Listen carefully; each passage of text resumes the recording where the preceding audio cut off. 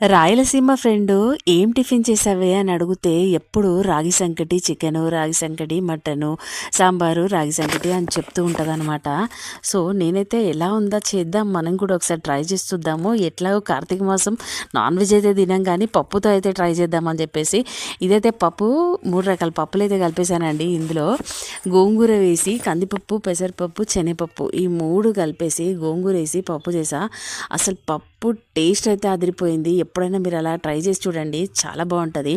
అలాగే దానికైతే ఇది పాలకూర వేసి ఫ్రై చేశాను అనమాట. పాలకూర మినపప్పు ఫ్రై చాలా బాగుంది.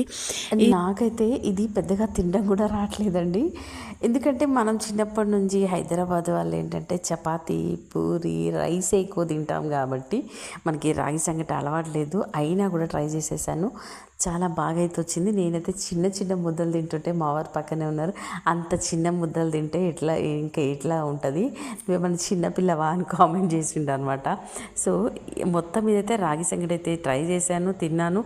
చాలా సూపర్గా అయితే వచ్చిందండి. మళ్ళీ ఈ మధ్య ఏంటంటే చాలామంది అయితే చేస్తున్నారు, ఆరోగ్యానికి చాలా మంచిది అని చెప్పేసి. లేడీస్కి ఎక్కువగా ఐరన్ అవసరం ఉంటుంది కాబట్టి రాగి సంగటి అయితే ఖచ్చితంగా మనం డైలీ ఏదో ఒక రకంగా రాగి పిండి అయితే తీసుకోవాలంట. జావ రూపంలో కానీ లేదంటే ఇలా సంకటి చేసి, అది ఏమంటారో దీన్ని సంకటి అంటారు కదా, సో ఇది చేసుకొని అయినా కూడా తినాలన్నమాట. లేడీస్ కంపల్సరీగా మర్చిపోకండి. ఆకుకూర రాగి సంకటి చాలా హెల్దీ ఫుడ్.